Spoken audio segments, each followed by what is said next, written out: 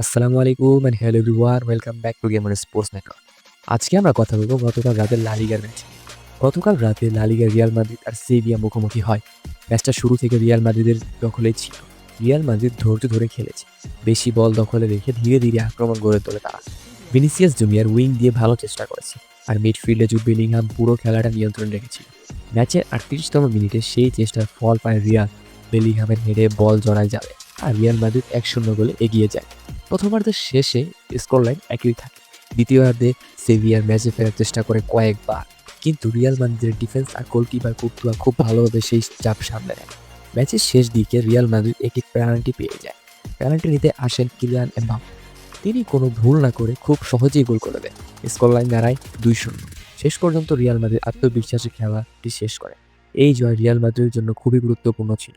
তারা এখন বর্তমানে পয়েন্ট টেবিলের 2 নম্বর পজিশনে রয়েছে। রিয়াল মাদ্রিদ দেখিয়ে দিল বড় ম্যাচে তারা এখনো কতটা শক্তিশালী। এমনই মজাদার কন্টেন্টের জন্য পেজটি ফলো করতে ভুলবেন না। ধন্যবাদ।